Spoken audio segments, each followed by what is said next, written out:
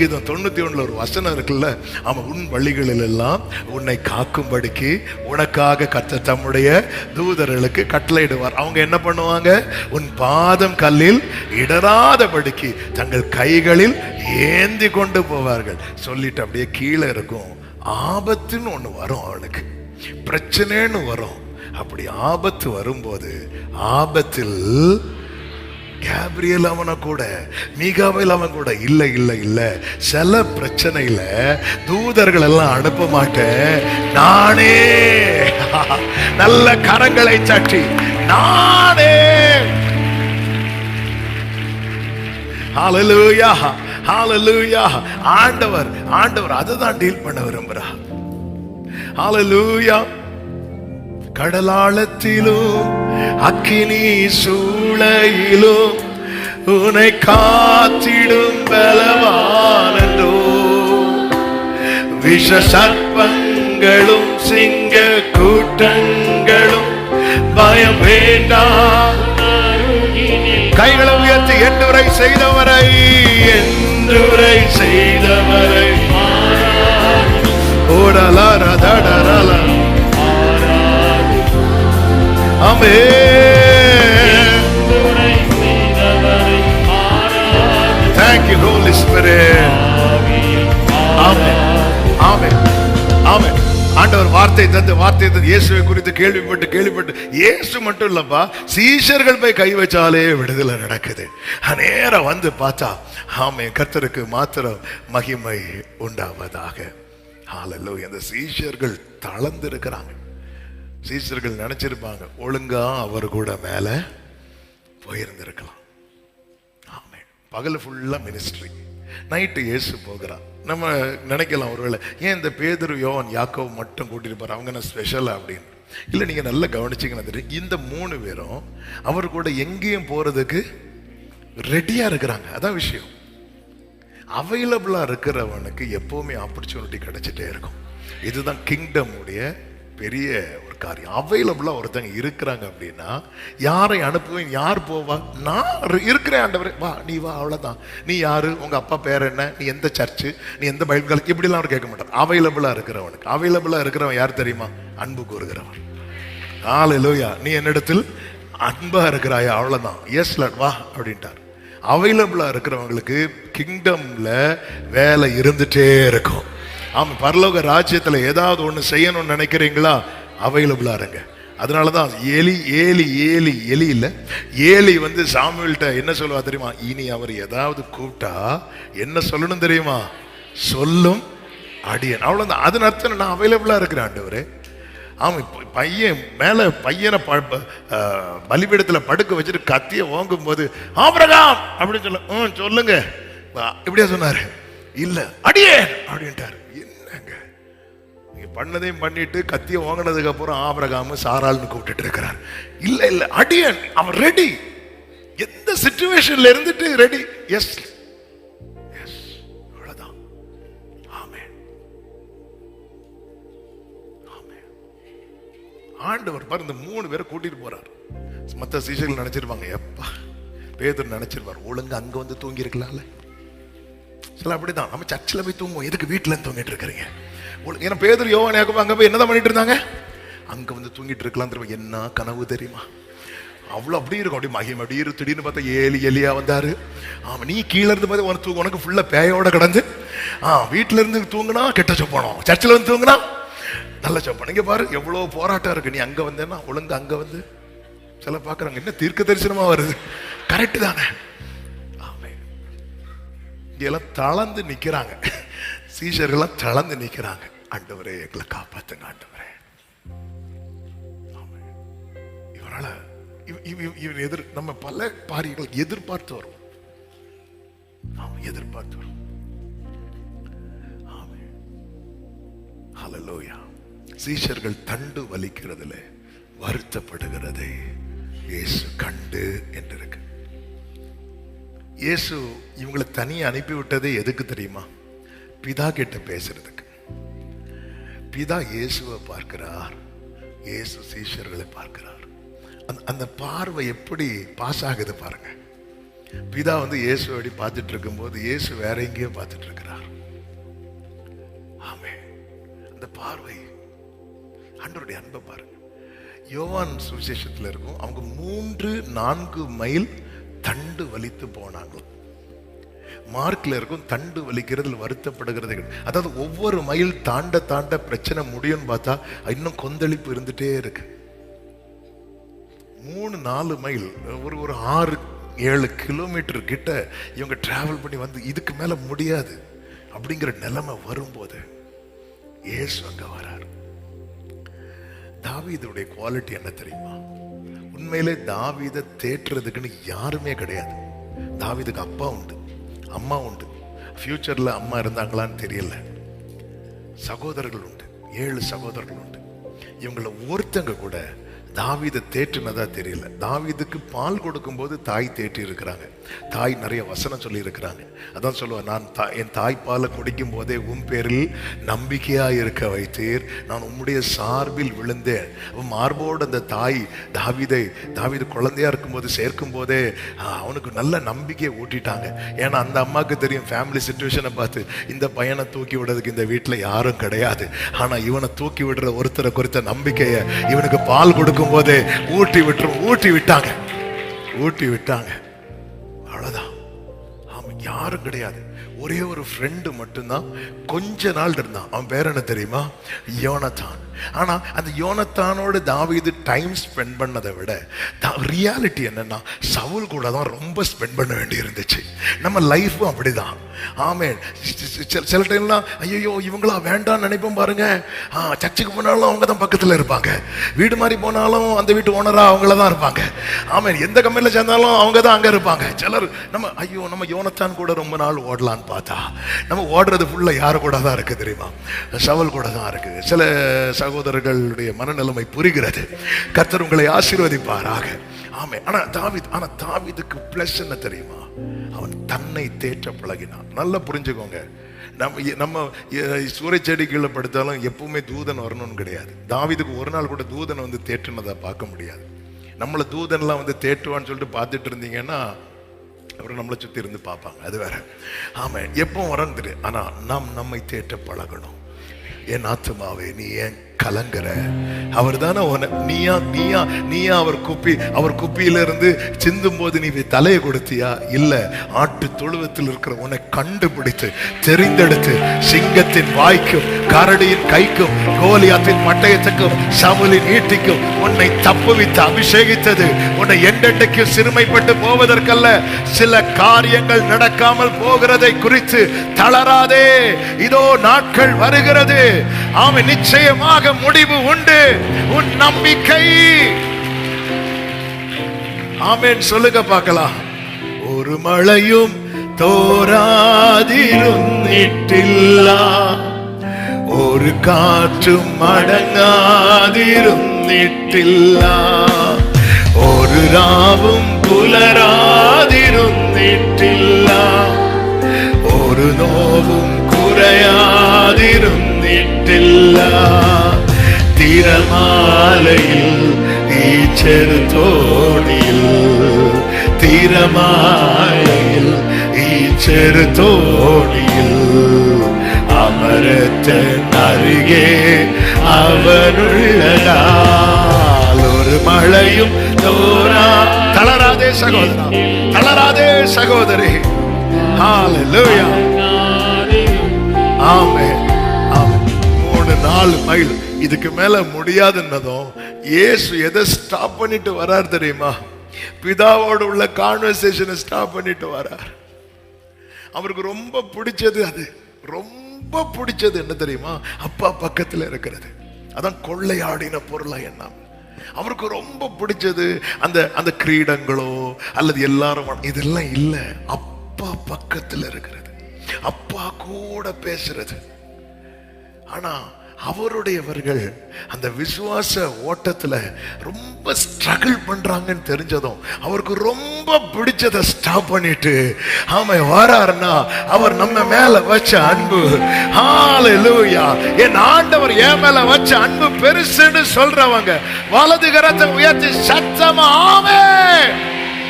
ரொம்ப பிடிச்சதை விட்டுட்டு போக முடியுமாங்க? ரொம்ப பிடிச்சது அவருக்கு ரொம்ப பிடிக்கும். ரொம்ப பிடிக்கும். இந்த சாத்தா வந்து இதெல்லாம் எனக்கு கொடுக்கப்பட்டிருக்கும், இதெல்லாம் அவருக்கு ஒரு மேட்ரே கிடையாது. அவன் புத்தி இல்லாதவன், தந்திரம் உள்ளவன். ஆனா இவர்கிட்ட வந்து அதெல்லாம் கொண்டு தெளிவா அப்படின்ட்டு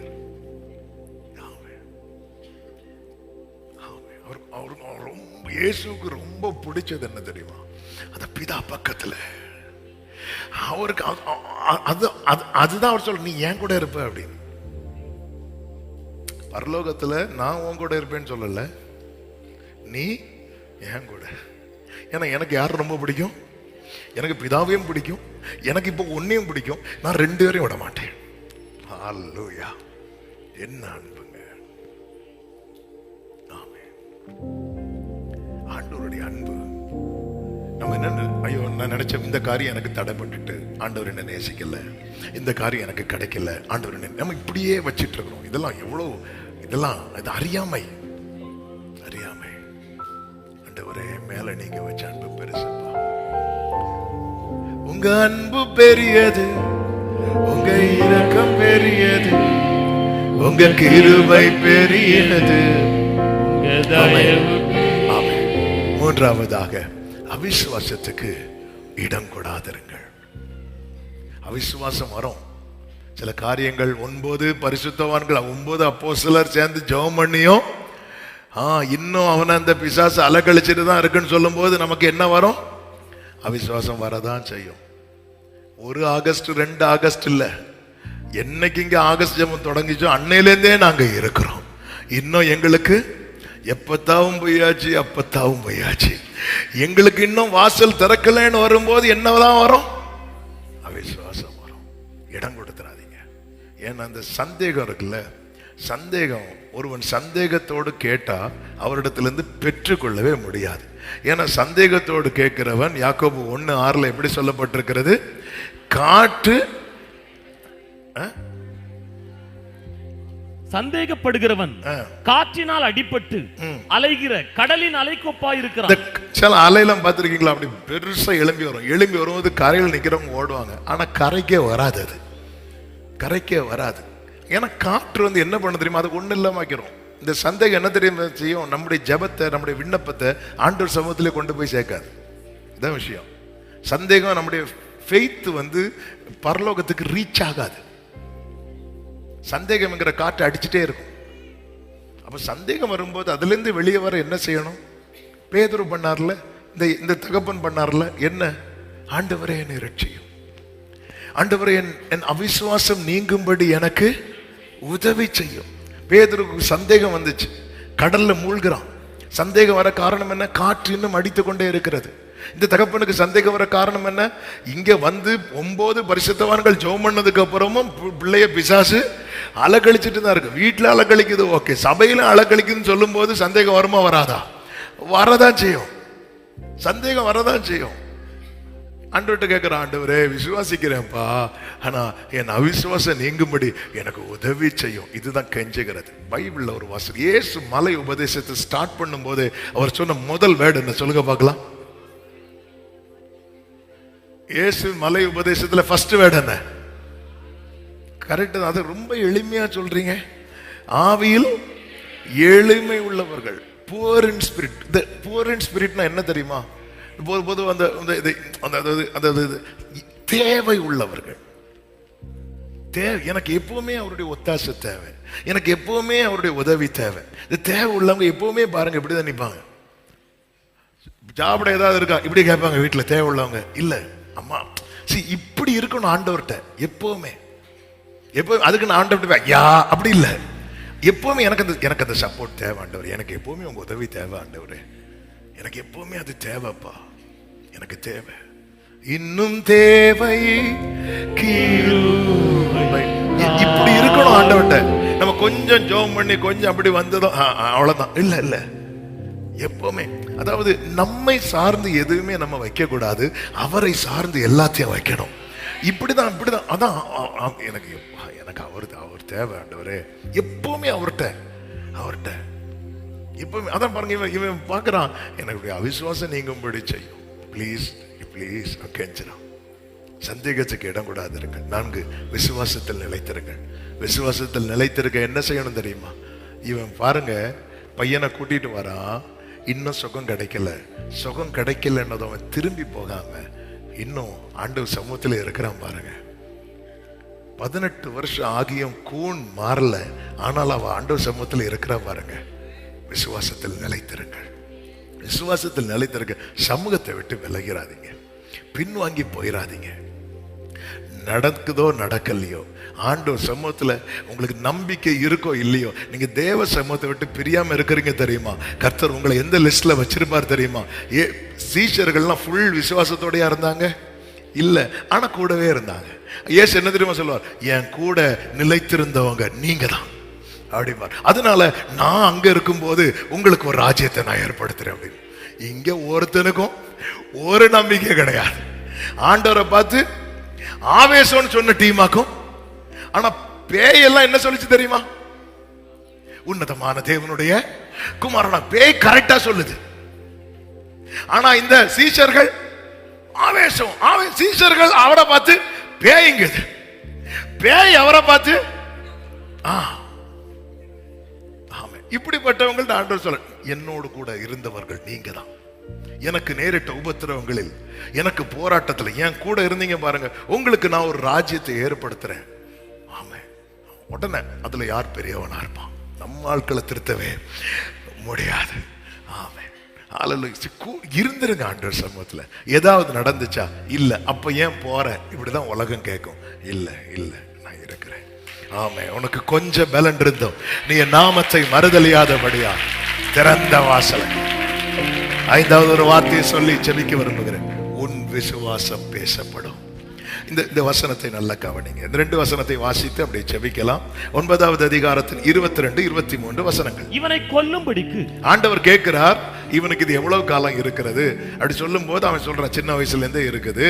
இவனை கொல்லும்படிக்கு அது அநேகம் தரம் தீயிலும் தண்ணீரிலும் தள்ளிற்று.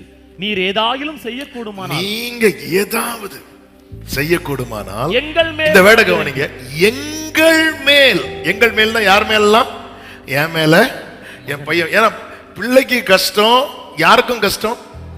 நல்ல கவனம். தகப்பனுடைய கஷ்டம் பிள்ளைக்கு கஷ்டமா மாறுமான்னு கேட்டா 90% இருக்காது. ஏன்னா தகப்பன் தன் கஷ்டத்தை பிள்ளைங்களுக்கு தெரியக்கூடாதுன்னு பார்ப்பான். ஆனா பிள்ளையின் கஷ்டம் இருக்கு தெரியுமா? அது யாருக்கு ரொம்ப கஷ்டம் தெரியுமா? தகப்பனுக்கு கஷ்டம். ஆமே, அதனாலதான் எங்களுக்கு, எங்கள் மேல் மனம் இறங்கி எங்களுக்கு உதவி செய்யும் அப்படிங்கிற சொல்லும் போது இயேசு சொல்றாரு, இயேசு அவனை நோக்கி, நீ விசுவாசிக்க கூடுமானால் ஆகும் அப்படிங்கிற. அதன் அர்த்தம் என்ன தெரியுமா? இதுக்கு விசுவாசம் தேவை. ஆண்டவர் எங்களுக்கு, அப்ப நீங்க விசுவாசிக்க கூடுமானால் சொல்லி இருக்கலாம். இல்ல, நீ விசுவாசிக்க கூடுமானால், நீ விசுவாசிக்க கூடுமானால். இப்பதான் அவன் கத்துறான். என்ன கத்துறான் தெரியுமா? ஆண்டவரே, அப்போ என்னுடைய விசுவாசம் தான் என் பிள்ளை சுகம் ஆகிறதுக்கு, என் பிள்ளை எழும்புறதுக்கு, என் பிள்ளைக்கு ஒரு நன்மை கிடைக்கிறதுக்கு தடையா இருக்குது ஆண்டவரே. நான் தான் தடையா இருக்கிறேன் ஆண்டவரே. என்னுடைய நான் நினைச்ச இந்த 9 அப்போஸ்தலர்கள் தான் தடைன்னு பார்த்தா, இது அவங்க பிரச்சனை இல்ல, இது அவன் பிரச்சனையே இல்ல, இது ஏன் பிரச்சனை ஆண்டவரே. ஆண்டவரே, என் அவிசுவாசம் நீங்கும்படி உதவி செய். இப்ப அவன் உதவி பிள்ளைக்கு கேட்கல, இப்ப அவன் உதவி அவனுக்கு கேட்கிறான். எதுக்கு தெரியுமா? ஆண்டவரே, இந்த அவிசுவாசத்திலிருந்து நீங்க என்ன தூக்கி எடுத்தீங்கன்னா இந்த போராட்டத்திலிருந்து என் பிள்ளை எழும்பிடுவான், இந்த நெருக்கத்திலிருந்து என் பிள்ளை எழும்பிடுவான். ஆமென், ஆமென், ஹalleluya. லாசரு மரித்து அடக்கம் பண்ணப்பட்டு 4 நாள் கழிச்சு இயேசு வருகிறார். இயேசு வருகிற செய்தியை கேட்டு மார்த்தாள் ஓடி வராங்க. இயேசு வீட்டுக்கே வரல. இயேசு எங்க நிக்கிறார்னா மரியாள் ஓடி வருகிற வழியில நிக்கிறார். ஏன்னா மரியாள் 3 நாளா ஓடி போறான். ஓடி வீட்டுல இருந்து திடீர்னு ஓடுவா. எங்க ஓடுவா? கல்லறைக்கு ஓடுவா. இயேசு வருவார் நம்பிக்கையோட, வரல, திருப்பி போயிட்டா. திருப்பி ஓடுவா. இப்படி 3 நாள் ஓடி ஓடி 4வது நாள் உட்கார்ந்துட்டா மரியாள். இனி ஏன்னா ஓடி விசுவாசத்தோடு ஓடி எனக்கு என்னதான் கிடைக்கிறது? ஏமாற்றம் தான் கிடைக்கிறது. உட்கார்ந்து இருக்கும் போது இயேசு அங்கேயே நிற்கிறார் அந்த வழியில. ஆமென், கர்த்தருக்கு மகிமை உண்டாவதாக. மார்த்தாள் வரும்போது மார்த்தாள் கேட்கிறான், ஆண்டவரே, நீங்க இருந்திருந்தா அது நடந்திருக்கும். ஆண்டவர் சொல்ற, நீ விசுவாசித்தா. நீ அது ஒரு பர்சன் கிட்ட அதை எதிர்பார்க்கிறா. அந்த குடும்பத்துல ஒரு பர்சன் கிட்ட எதிர்பார்க்கிறா. அவ ஆனாலும் பிடி கொடுக்கல. கடைசி நாளில் இங்க பாரு, வீட்டுல ஒருத்தி உட்கார்ந்து இருக்கிறாள், அவள்கிட்ட போய் சொல்ல. நேத்து ஓடுறா மரியாள், 3 நாள் ஏமாற்றம், 4வது நாள் ஓட வேண்டாம் முடிவுல உட்காந்துட்டா. அவ காதுல போய் மார்த்தா சொல்றா, போதகர் வந்திருக்கிறார், உன்னை அழைக்கிறார். எடுத்தா பாருங்க ஓட்டம். வீட்டுல இருந்தவங்க என்ன தெரியுமா நினைச்சாங்க, இவ எங்க போக போறான்னு? கல்லறைக்கு. உண்மையில இவ 3 நாளும் கல்லறைக்கு இதே போல ஓடி இருக்கிறான். ஓடி போனது அழுவதற்கல்ல, இயேசு அங்கே வருவார். ஏன்னா லாசரு வியாதியா இருக்கும் போதே இன்ஃபர்மேஷன் இயேசுவுக்கு கொடுத்தாச்சு, அவன் நிச்சயம் வருவார். 3 நாள் போறா, வரல. 4வது நாள் போகல, உக்காந்துட்டா. அவன் இந்த இடத்துல அவ வரணும், மரியாள் வரணும். உன் விசுவாசம் பேசப்படும். நீ போய் மரியாளை கூட்டிட்டு வா. மரியாள் ஓடி வந்ததும் எங்க விழுந்தா தெரியுமா? அவர் பாதத்துல விழுந்தா. பாதத்துல விழுந்து ஒரு பக்கம் தன் வேதனையை சொல்லி அழுதாலும், இன்னொரு பக்கம் அவளுக்கு நம்பிக்கை.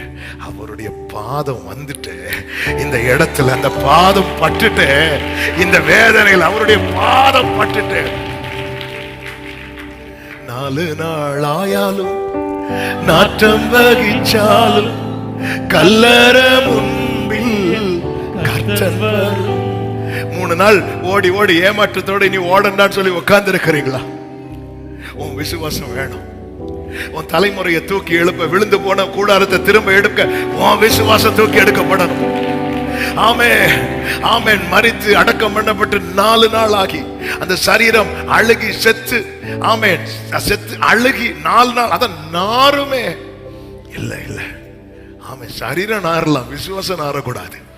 ஹல்லேலூயா, ஆமென். ஏன் 3 நாள் ஏமாற்றம் இருக்கும், அதுக்காக வாழ்க்கை ஃபுல்லா உன்னை ஏமாற்றத்திலே கொண்டு போயிருவேன் நினைச்சிட்டியா? ஆமென். நீ எழும்பு. இன்னைக்கு கர்த்தர் சொல்ற வார்த்தை இதுதான், உன் விசுவாசம் தேவை. உன் பிள்ளைய தூக்கி எடுக்க, உன் குடும்பத்தை கட்டி எழுப்ப. ஓ ஆமென். இன்னைக்கு எத்தனை பேர் ஆண்டவர்கிட்ட, ஆண்டவரே எனக்கு உதவி செய்யுங்க ஆண்டவரே. இப்போ ஆண்டவர் அவனை தூக்கி எடுக்கிறார். அதன் பிறகு ஒரு வசனத்தை வாசித்து ஜெபிக்கலாம். லூக்கா 9:42. அவன் சமீபித்து வருகையில் பிசாசு அவனை தள்ளி, இதே சம்பவம் தான் லூக்கால இருக்கு. அந்த வசனம் இன்னும் கொஞ்சம் அழகா இருக்கும், அதனாலதான் அந்த வசனத்தை எடுத்தேன். அவன் சமீபித்து வருகையில் பிசாசு அவனை கீழே தள்ளி அலைக்கழித்தது. இயேசு அந்த அசுத்தாவியை அதட்டி இளைஞனை குணமாக்கி அவன் தகப்பனிடத்தில். ஆமென். உங்க அவிசுவாசத்திலிருந்து, அந்த நம்பிக்கையற்ற நிலையிலிருந்து நீங்க எழுப்பிட்டீங்கன்னு வைங்களேன். ஆமென். நீங்க எதுக்காக பாரப்படுறீங்களோ, அவன் லைஃப்ல என்ன செய்யணுமோ அதை செய்ய வேண்டியதை செஞ்சு அவன் அப்படியே அவன் கையில. ஆமென். இன்னைக்கு இந்த பகல் வேளையில ஆண்டவரே என்னை தூக்கி எடுங்க ஆண்டவரே, இந்த அவிசுவாசத்திலிருந்து நம்ப தூக்கி எடுங்கப்பா, இந்த நம்பிக்கையற்ற நிலையிலிருந்து தூக்கி எடுங்கப்பா. நான் நம்ப 3 நாள் எனக்கு ஏமாற்றத்தை கொடுத்தது உண்மைதான். ஆனா 4வது நாளிலே அன்று எப்படி நீர் ஒரு மாற்றத்தை கொடுத்தீரோ, என் வாழ்க்கையில ஒரு மாற்றத்தை கொடுப்பீர் என நான் நம்பி இருக்கிறேன் ஆண்டவரே.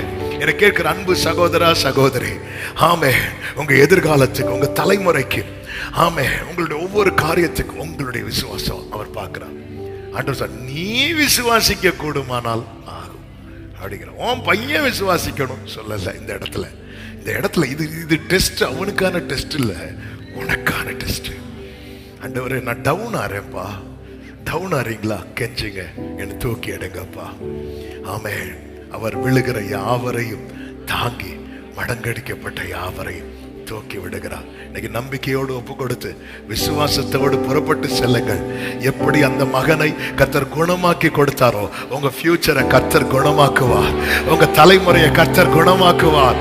உன் பிள்ளைகள் கர்த்தரால் போதிக்கப்பட்டு உன் பிள்ளைகளுடைய சமாதானம் பெரிதா இருப்பதை நீ காண்பாய். உன் கூடாரத்தில் மீண்டும் களிப்பின் சத்தம், மணவாளனின் மணவாட்டின் சத்தம் கேட்கிறதை நீ காண்பாய். ஆமென் சொல்லுங்க பார்க்கலாம்.